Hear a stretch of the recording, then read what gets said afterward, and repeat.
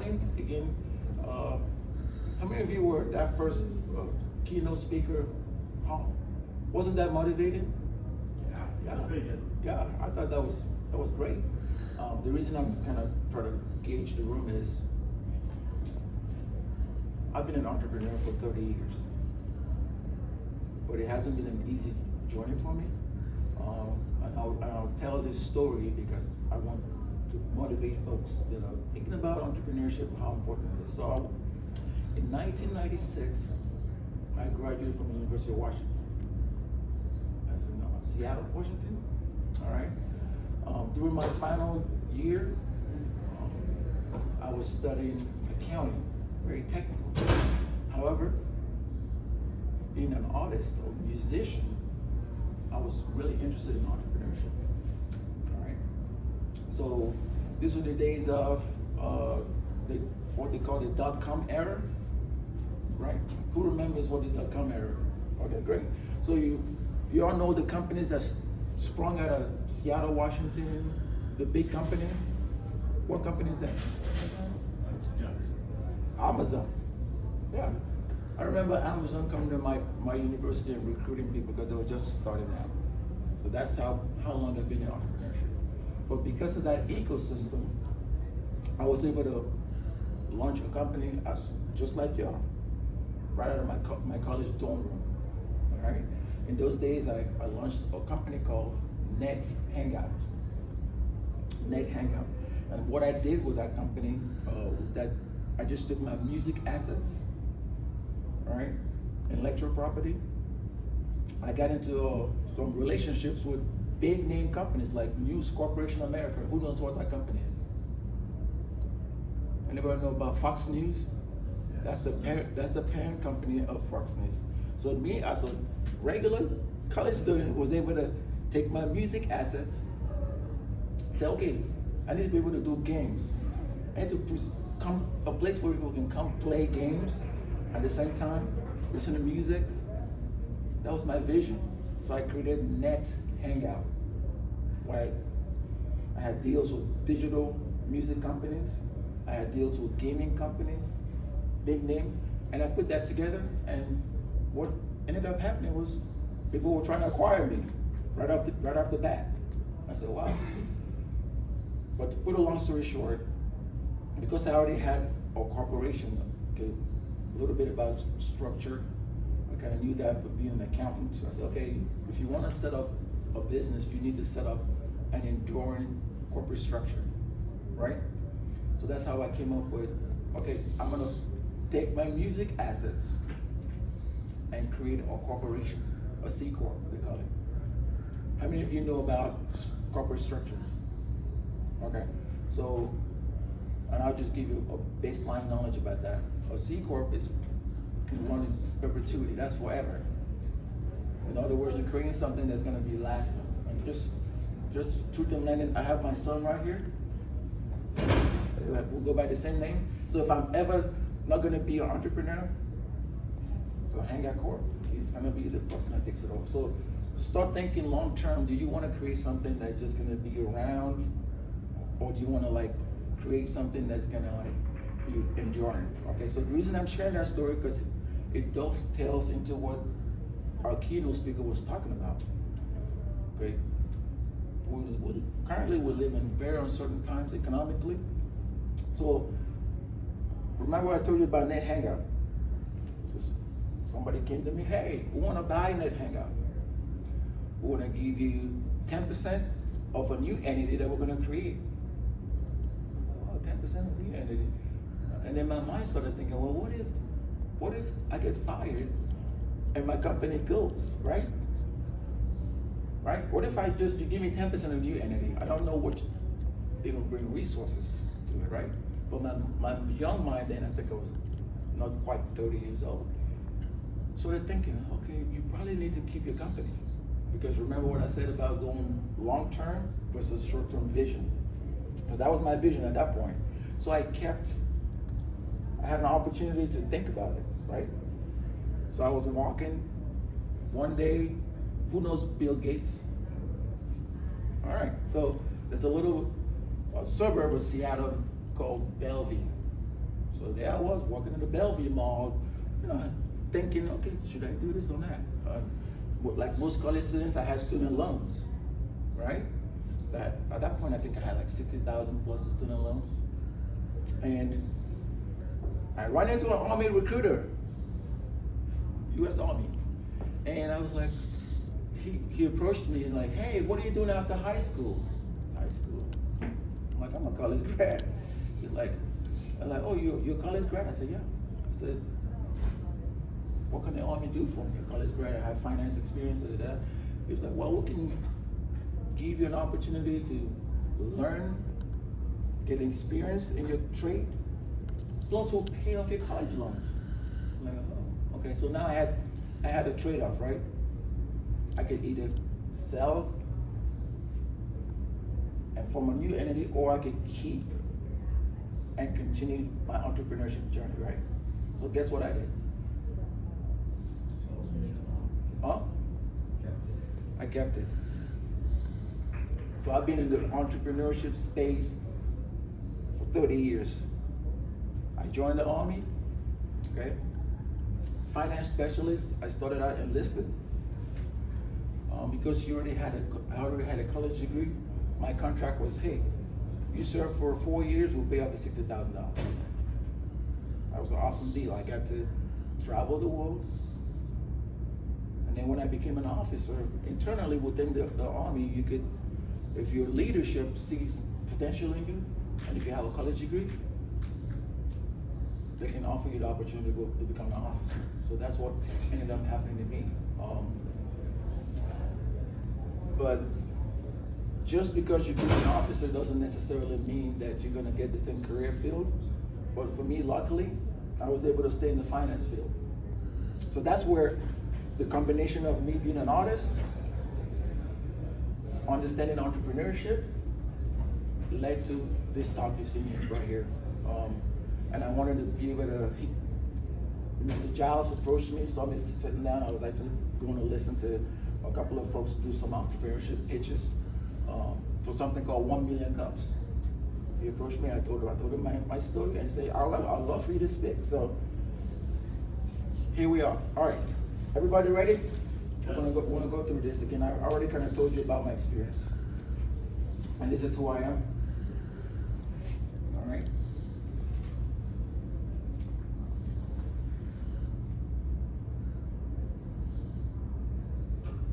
All right, so again, I'm an entrepreneur at heart, I'm a U.S. Army veteran, and I'm a music industry innovator, okay? So what we want to talk about is the evolution of money, because that's what this is about, all right? What you can see there is money starts off as a dollar system, right? It starts off, and then you start seeing money progress as we go from the left to the right. All right? This is where we are right now, digital currency phase. You just so happen to be in the midst of, people are gonna say, the biggest transformation there is, right? From a monetary perspective. The question is, are people gonna see for what it is, or are they just gonna brush it off? I was having a talk with Taco. Yeah, Taco just told me right before this that he made $100,000 just by investing in the meme coin, and then lost almost the entirety of it. Right? That's how risky things are right now in this digital transformation that's going on right now. And so, long story short, there are opportunities, but remember, entrepreneurship is nothing short of risk-taking at a high level. That's what entrepreneurship is. So the question becomes, are you a risk-taker or are you a conservative person? Right? But there are opportunities to do both. So I'm going to tell you exactly how blockchain can help you in that endeavor. All right. So understanding the centralized tamper-proof ledger that empowers individuals and communities. Blockchain technology serves as a decentralized and tamper-proof ledger that revolutionizes how we perceive trust. Because it's a trust issue, right? by enabling transparent, borderless transactions without intermediaries, it empowers individuals to control their own data and assets, fostering a new wave of economic freedom and opportunity in the digital landscape. I told you my background, I'm an accountant. So I'm used to something called debits and credits. Who's in finance here? Great. You understand what I'm talking about, right? Okay. So in those days, again, remember, I had an opportunity to go the straight corporate route, become a CPA. I didn't do that, but I was heavily involved in finance. And then I got to learn even more at a high level when I served in the Army as a veteran in the finance corps. All right.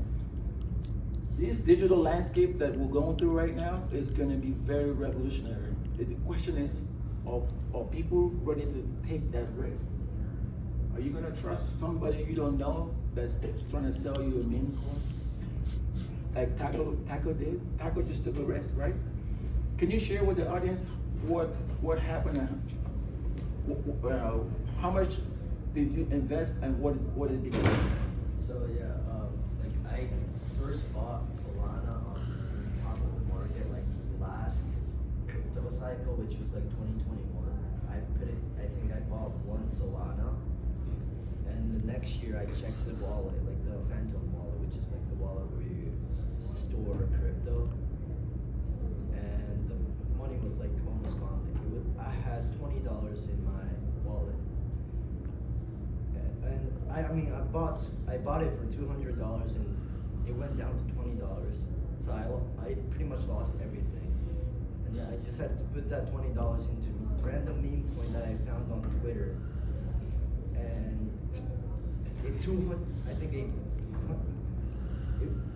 from $20 it went to $20,000. And that's where I didn't cash out there. I cashed out around like $10,000. And I decided to put that $10,000 and invest in other meme coins that I thought it was gonna go up, and that grew into $100,000. And I thought I was gonna become a millionaire by like this year, you know. And I started taking so much risks, and I lost pretty much everything. I only have like $5,000 in crypto now. So that's the story. But do you see, just by sharing, thanks for sharing that story. Again, It's hard to say. we just met and he was telling me his story. I'm like, oh my God. But yes, what did you just say? High risk, high return. There you go. Yeah. High risk, high return. But it goes back to that trust. If you're a risk taker, you're a risk taker, right? But that's the issue right now with blockchain, trying to understand, or the general population, hey, you can take a risk. But everybody here is an entrepreneur. That means, or you want to be an entrepreneur, that means at some point you're gonna take risk. The question is, are you gonna take measured risk, or are you gonna just literally just take high risk, high return?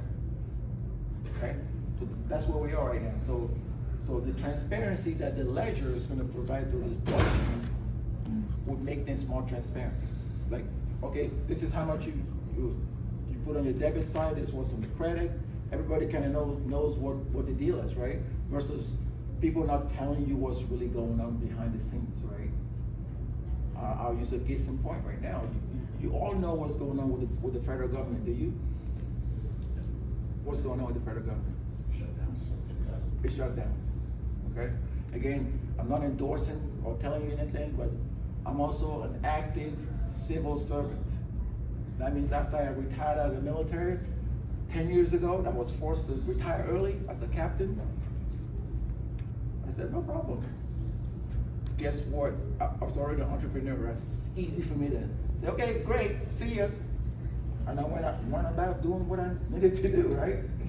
I had experiences working in corporate America, JP Morgan, PricewaterhouseCoopers, then I finally went back to public accounting, did a little bit of that.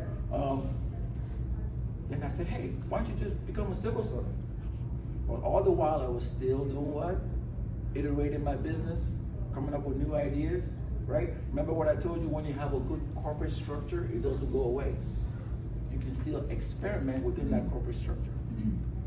Businesses are gonna come and go, trends are gonna come and go, but guess what? You know how to be agile, you know how to change with the situation. So that's something I recommend you start thinking about as you're trying to grow a business. Because it's not gonna be easy. But again, to the point, if you're lucky enough to get a job in this uncertain times, use that as an opportunity to have some kind of cash flow going, and you can keep iterating. And if you're lucky enough to exit at some point, then you can kind of maybe reinvest whatever it is that you've made into a new venture. But that trust and transparency is very important. Any questions so far? All right, let's forge ahead. Go ahead. How much did they offer to buy your business from? How much? Yeah, initially before you went. It wasn't a lot. It was, for something I put together with just assets and contracts, $30,000. Yeah, didn't cost me nothing, but do a bunch of contracts, right? So I looked at it like 30,000 with a new entity that could have been worth more. I was risk averse at that point because I wasn't sure if 10% of that new entity was going to grow. They could have pushed me out for all I knew. I was just a college student, recent grad or whatever. So I took a risk to say, well, there could be more assets within Hangout Corporation than spinning it off to something called Net Hangout. Okay? So I was like, no. But if I never ran into that recruiter, I probably would have been something else, right? Did it grow? Did that actually become something at one point? Well, I never sold it. No, I'm saying the idea of what they tried to get to. I don't think they did. Because again, remember, you have to know how to get into relationships. And being an artist, what that taught me was contracts. How do you get into contracts with people? And I give you a good example. And I learned the hard way. I used to be what's called a solo entrepreneur. That means it's just you, right? But then to form a corporation, and I'll tell you this story because that's important so you don't fall into the same trap. You have to issue shares, right? You bring in something into the corporation. So somebody you get a partner, say, okay, I'm gonna give you X amount of shares for a percentage of the company. Well, guess what I did that was dumb? Guess what I did? Give shares. No, I did 50-50. That means I couldn't do anything. For example, I had a new in those days they called it a maxi single. So a little disc. You have different versions of the same song. So I had him come in. For 50% of my new corporation, he was gonna finance the CD production and the record industry. Then I would go out, which I did. I went to Hollywood, California, went to New York City promoting that stuff. But when he was so impatient. So it's not happening fast enough. I said, okay, I'm gonna buy back my shares. Okay? So I bought back my 50% shares. And so that was the first experience that taught me just because somebody's offering you something doesn't necessarily mean it's gonna be a good deal. You gotta think long term. And again, this is a long game. Entrepreneurship is a long game. All right? How much is my company worth now? I don't know. But with the ideas and the things that I'm coming up with, for example, I was talking to Taco. You got into this space, 3-4 years ago, right? I created a platform, I don't know if I'm gonna talk about it, but I'm gonna show you some use cases of what I was thinking about years ago that can actually use blockchain through what's called a tokenization process to change digital rights management for the music industry. Okay, so that's a good question. So I kind of talked a little bit, all right? When I say intermediaries, a good example is what I was talking about. For example, News Corp would have been an intermediary, right? Okay, right now somebody mentioned the Spotify's of the world, right? Apple Music of the world. They're still, again, my passion has always remained artists controlling their digital and intellectual property. But unfortunately, from when the music industry started seeing this transformation, the record companies we're at a disadvantage. So you have technology companies actually come in to disrupt the industry, which was a good thing, but artists still face this challenge where they're not making a lot of money. To actually make money streaming your songs on Spotify, it's gonna be hundreds of thousands of streams. And even with that, you're not making any money. Okay? So that's what this is really getting at the core.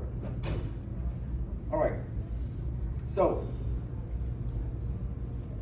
cryptocurrency has now emerged as a revolutionary force in the financial landscape, with Bitcoin representing digital gold. All right. Of course, you all know about Ethereum. You know about all the altcoins, and what it was talking about was the latest iteration, meme coins. Do you all know that you could get people have been creating like the president's meme coin, and they've been going like crazy? Has anybody heard about that? I mean, they're not even real, or are they real? Are they real? Okay, so you have, go ahead. What would you mean by real? Can you sell them and exit and make your money? Can you or can you not? But is the president making money out of it? I don't know. People say it's made billions already. Just on the meme coins. They're not even his meme coin. People creating the meme coin, he goes into licensing deals with them, and he's the president. But just something to think about as we go through this, because digital assets they're going to empower individuals to participate in the economy. It's going to transcend traditional banking and creating opportunities for those that are historically underserved. I don't know if you all know, a lot of people. The way I learned about Bitcoin and cryptocurrency was going through a meetup. All right, like it's going on 6 years now, and I was shocked how many people that I'm like, how do y'all know about this stuff? So it was mostly underground, but now it's kind of coming to the surface, right? All right. Any questions so far? So now we're going to talk about why this matters. Go ahead, sir. Go ahead. So how would you assess like the legitimacy of a coin? Because like, for example, you say there's like these meme coins. There was one like a year ago. It was called like Hawk Tuah coin. And it ended up being, no, like seriously though, because this was like a huge like scam. Like people lost like millions of dollars. Like how can you like ethically and like legitimately like assess the difference between these cryptocurrencies? Because it's not like a tangible, like you can't see the coin. Right. Right. That's a good question, and that's why going back to he took risk.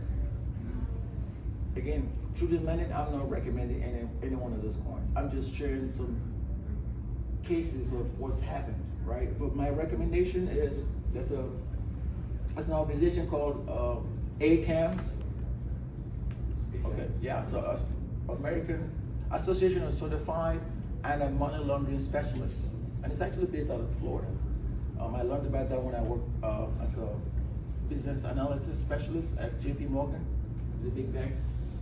So I said, let me go learn about ACAMS a little bit. I left JP Morgan, went to USF to get a certificate in anti-money laundering, AML they call it. That's how you can kind of, if you partner with AML type organizations, they'll do the due diligence.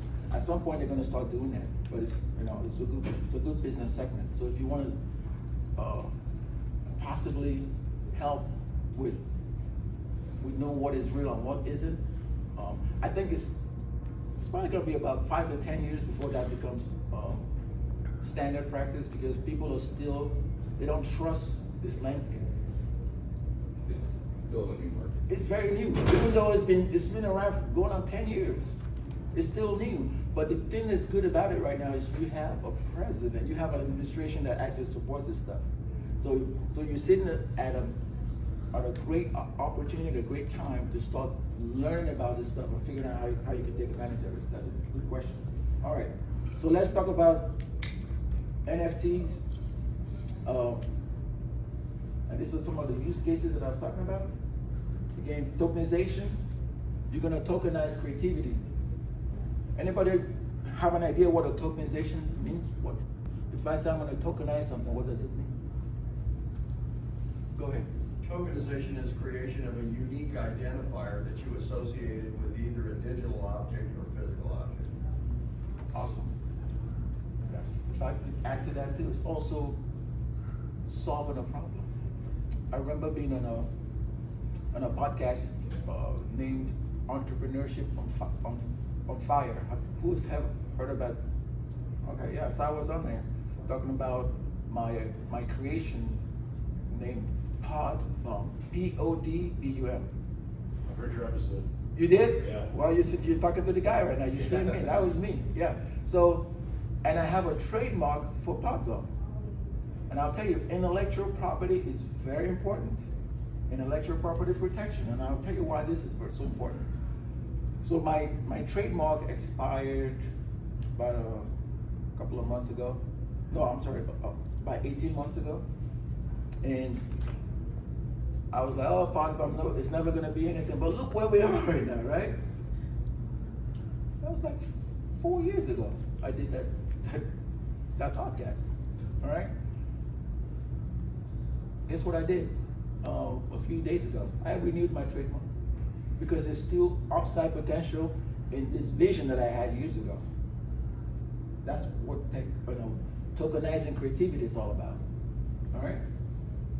So I'm glad somebody is sharing my social proof because I'm not just sitting here saying stuff. I'm actually knee deep in this stuff. All right.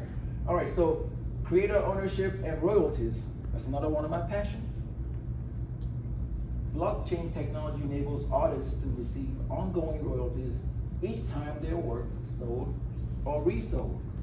That's why digital rights protection is very important. Very passionate about that. So personal music industry perspective, as a music industry, I see NFTs as a powerful tool for empowering creators and enhancing the engagement. So NFTs is another, non-fungible tokens. Always call it about investing in an artist or creator's work.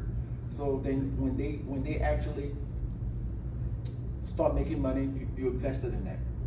All right. Again, you can pick who you support, and you basically invest in them. It doesn't necessarily mean they're going to be successful. Go ahead.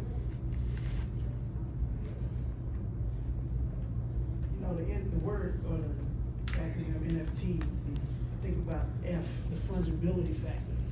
It's the equivalent of like if you're going to something like a city, I don't know, taste of Charlotte or Chicago or something. You get your money, you pay the people at the gate for tickets, quote unquote, you get to spend your tickets per day. Right. Seems like the money made at the ticket selling versus the going in and like actually having the token, if you will. Does that make sense? Like Yeah, the fungibility factor is, or the lack thereof is the whole part that makes it seem somewhat scammy. But think about it from this perspective. That venue is that's just one use case of it. They're looking to get people into that venue to make money, right? Go ahead. No, to me, I look at it as almost like it's a membership, right? The token itself, or the NFT. And the more you can convince people to participate, that's how you make money. Am I wrong? Right? It's almost like a membership. That's how I view it. Like an electronic piece of real estate kind of way, right? I agree with you, but the fungibility aspect is the thing that I put in question. And I want a equal value. If I have $1, or something like if you look at crypto from a standpoint of like Bitcoin or Ethereum, Ethereum's got a more advanced infrastructure than Bitcoin, but Bitcoin's been around longer, so it's kind of got the hype behind it.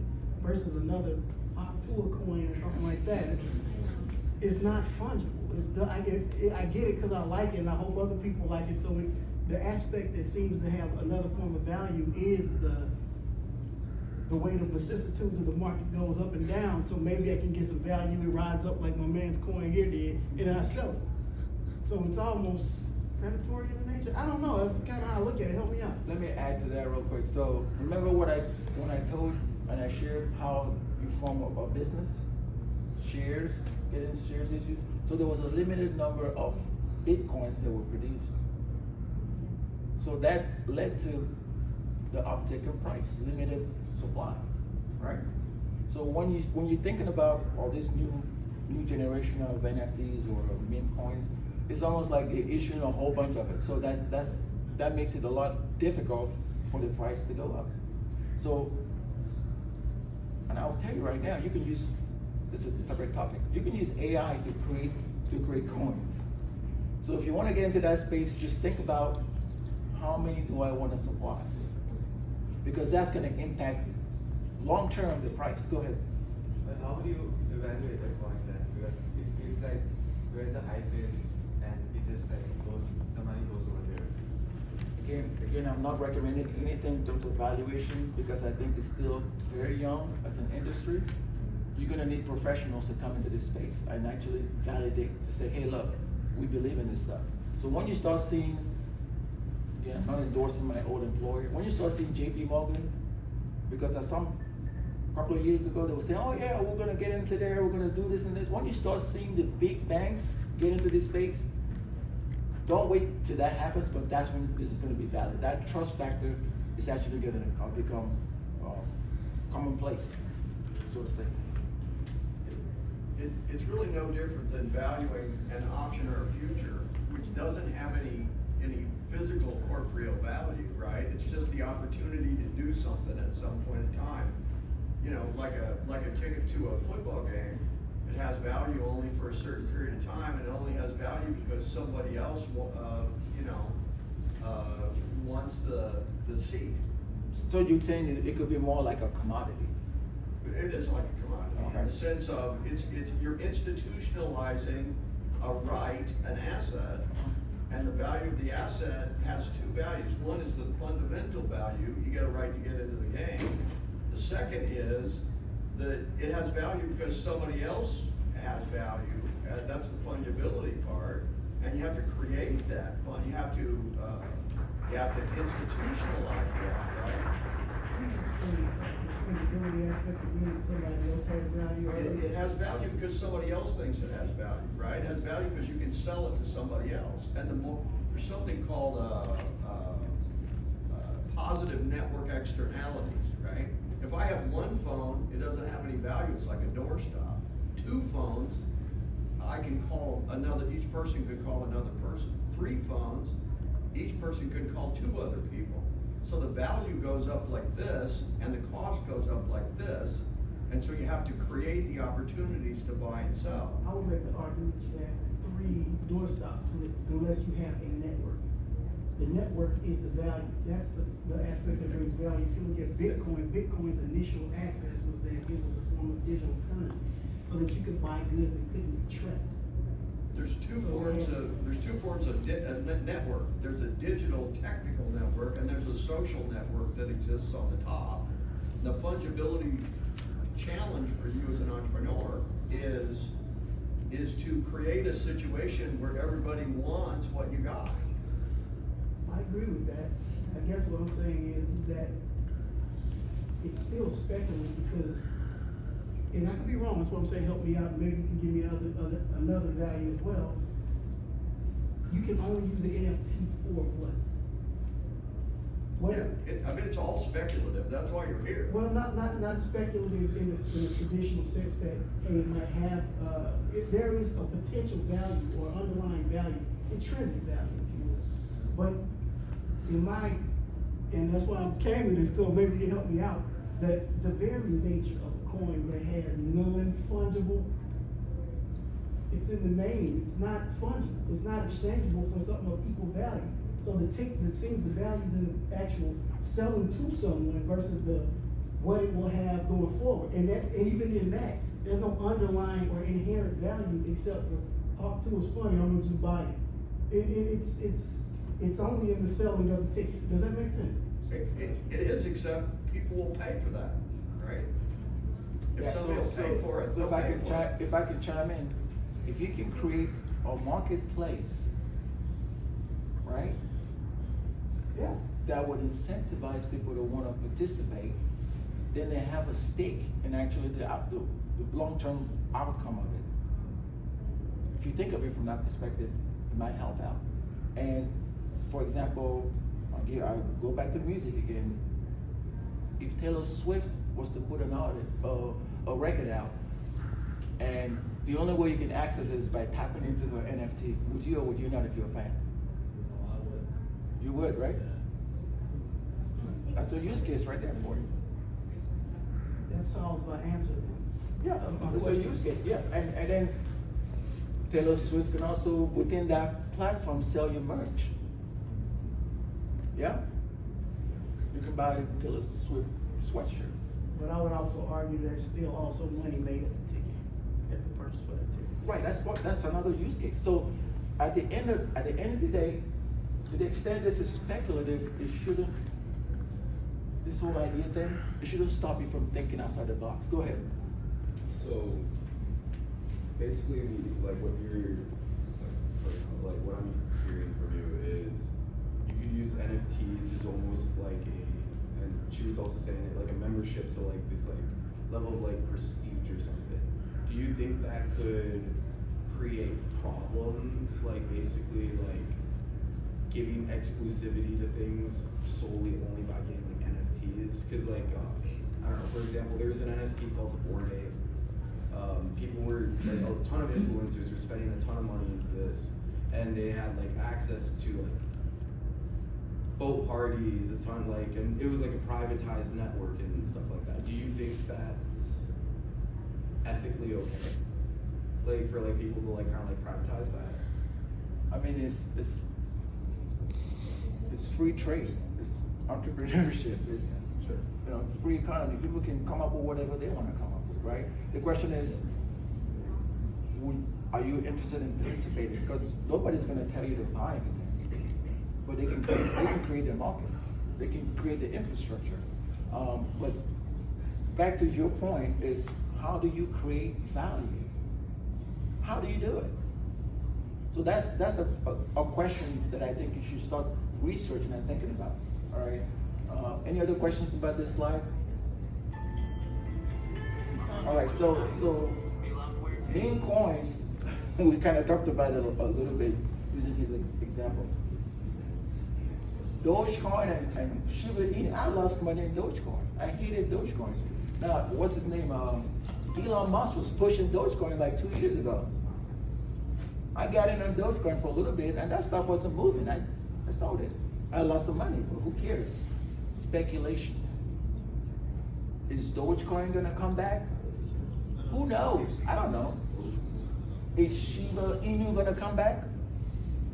Or maybe not. What? Maybe or maybe not. Maybe or maybe not. This goes back to what you said. High risk, high return. Nobody's gonna tell you to go buy a meme coin that you don't know nothing about. But I'll tell you, this dude, I know about him. I've tapped into Dogecoin and lost some money. I may still have some Shiba Inu. I just left it. I'm not touching it. Maybe like you. Maybe when the newest coin that people are talking about now, XRP. Who's heard about XRP? Okay. XRP, again, I'm not telling anybody to invest in any coin, but XRP is about to disrupt a payment system known as SWIFT. When you send and transact money, it's based off of a system, an old system known as SWIFT. That's how money moves. But XRP is about to disrupt that particular system.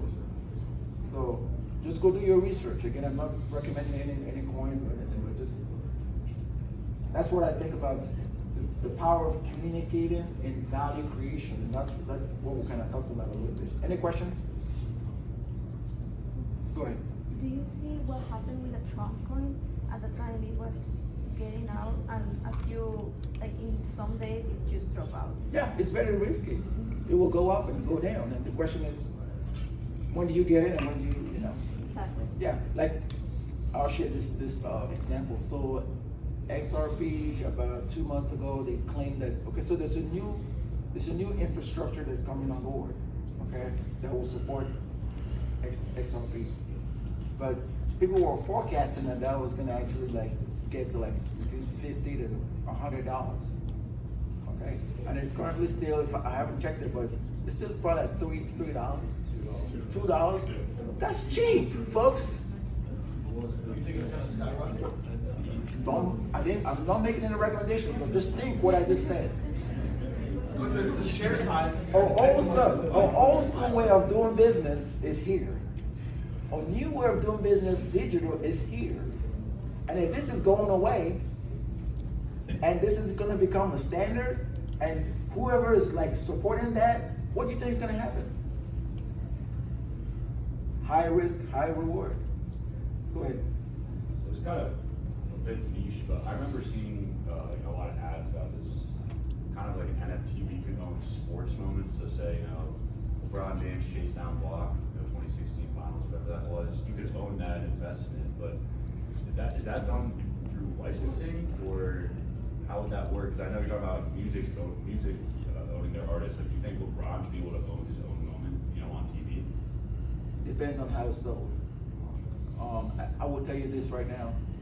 In terms of sports, the stuff that's going on with that gambling thing, that just is given a bad name to new platforms being developed and supported by maybe big name sports figures, or so. But there's still use cases for this stuff. Licensing, obviously, to your question, will be important going forward. So with all things, intellectual property protection is very important, because people are going to steal your ideas. They can't wait to steal it, and they're going to monetize it. All right. For example, when I was on that EO Fire, I talked about how you can tokenize. A problem we have here in Tampa is congestion. I-4, right? I mean, sometimes you get stuck there for hours. What if you could tokenize, incentivize people to take public transportation, and you create a coin off of that, right? That's a use case. So consider ideas that you can solve a problem with. Just start thinking out the box. There's so many ideas out there. But as you go about thinking about these ideas, make sure you're thinking about how to protect it. Intellectual property protection. It doesn't cost a lot. Like my power bump trademark, yeah, you have to. The key to trademarking is you have to use it in interstate commerce. So they're going to ask you for specimens. So you say you have a website up and you have a minimum viable product of what you think it's going to look like.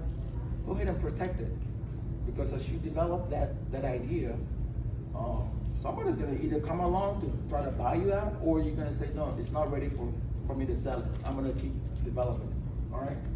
So keep going here. So this is my passion.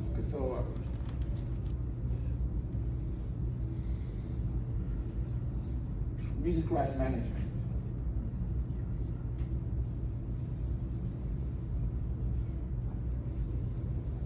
Can somebody tell me, or if you know, you can just by raising your hand, what are the 2 performance rights organizations for music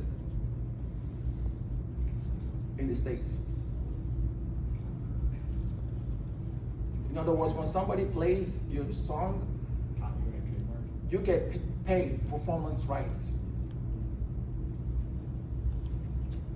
All right, so I'm going to share that with you. So you can make money if somebody downloads your song. That's called mechanical royalties, and that's based off of the record industry contract.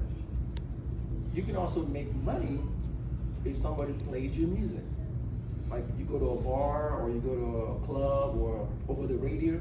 That's called performance rights royalties, right? What I've seen as an artist the last 15 years is the performance right organizations. One of them is called BMI. The other one is called ASCAP. So BMI is Broadcast Music Incorporated, and ASCAP is Association of American Songwriters, something like that, right? They're supposed to pay those artists for the performance rights piece of the royalties, right? So where's BMI, where's ASCAP in all of this transformation? They've been AWOL, nowhere to be found. So I'm a member of BMI, both as an artist and as also as a music publisher. So now you have tech companies that have come to this space. They literally they don't care, they don't pay royalties. They will give you a couple of cents for your streaming, but what are the royalties? The last I checked, this was a mature industry that was disrupted by technology. So we sit in an environment right now where you can actually disrupt even more what's going on, but make sure you're thinking about the rights management, make sure you're thinking about the intellectual property protection, and also take big risks. There may be a lot of artists that you don't know about that may be the next Taylor Swift, maybe the next Tupac, rest in peace. But I'm telling you, we're in the midst of the biggest financial and creative transformation in a generation, and you're all sitting there right now. All right, so these are the challenges I just mentioned. Artists are not getting paid the best we can. I think blockchain is going to be that solution. It's very transparent. You're going to see the debits and credit, the ledger. Okay, you're going to know where the money is coming in and where it's going out of. All right, and it's going to empower these creators and allow them to retain a fair share of their earnings, just a fair share. I'm not asking you to give them all, a huge percentage. But what that means then is, if artists are smart, they can create their corporate structure, get into some kind of a performance or intellectual property licensing agreements, all right? Maybe overlay that with NFTs, like I gave you an example. If Taylor Swift is saying, I'm never gonna release music anymore, you just have to buy my NFTs. You buy it, right? Yeah. So start thinking outside the box. Maybe go search for artists and start, begin create this structure and figure out how you can make it happen. That's just for use cases. So many other use cases I've given you too. Tokenize a problem that you see every day. Tokenize it, all right? All right, so here's some use cases that I was talking about. There's been some companies that actually done this stuff, and some of them, in terms of music rights management, were able to help in that process. So what I recommend is, again, go out there and do some research on what you think the problem you're trying to solve, if somebody's already done it before, and see if you can make improvements to what they did. Were they successful or did they fail? What are the lessons learned? Like, again, being an Army officer, we'll always, whenever things happen, we'll do what's called AAR, after action review. All right, do an AAR and all of this stuff if you're into music. What was good about them? What wasn't good about them? What made them fold? There's tons of research. As a matter of fact, you can use AI to get this research done. All right. Any questions about this? All right, awesome. So this is some of the digital rights management framework that's out there that people are working on, and we think this may or may not gain traction as the digital landscape continues to evolve going forward.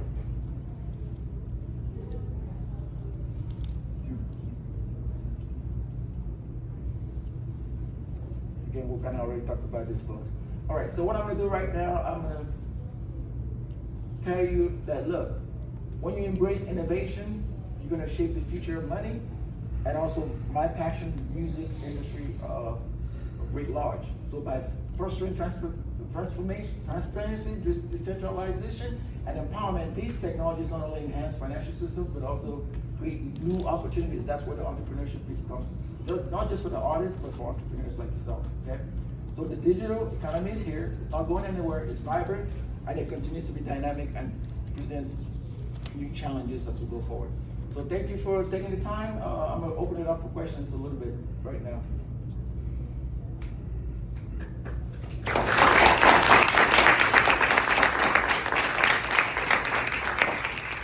All right, I appreciate you. Here's my phone number. Again, that's my email address to the corporate site. What I've been doing lately, I told you I'm a program manager for the Department of Defense, and government shutdown, so folks are not working. Some people don't have to go to work. I foresaw this like 6 months ago, and I'm taking care of my health. But being an entrepreneur, guess what? My sweet spot is. That gives me more time to innovate, right? Do stuff, right? So the forkreskilling.com is my new entrepreneurship venture. So feel free to go check that out. I have a bunch of ebooks that's on there, digital ebooks, and let me show you one of these books. So I'm also a published author. Feel free to tap in and check some of my books. They're over on Amazon.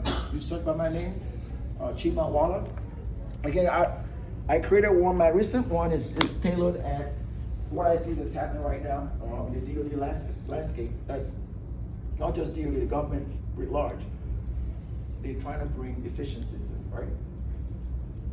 Fortunately, you're going to have to let people go and fire a whole bunch of people. That's what's happening right now. So I created some kind of a book to help people with that transition. Because not everybody is going to catch that entrepreneurship bug. People either want to work forever or they want to figure out how to do that transition, okay? But you all sit in a good space full of opportunities right now. It's like you can solve a lot of problems. Again, there's no guarantee that you're gonna get a job once you graduate from college. That's why I think what you're doing right now is actually it's worth millions of dollars. If you're a college student right now and you're thinking to be an entrepreneur, you're in a good space because there's a lot of people that don't understand what it is to make a cent by themselves. They don't want to take risks. So I'll open it for additional questions and then we'll wrap up. But that's how you can get a hold of me, okay? Thank you for your time. Thank you. If you have any questions,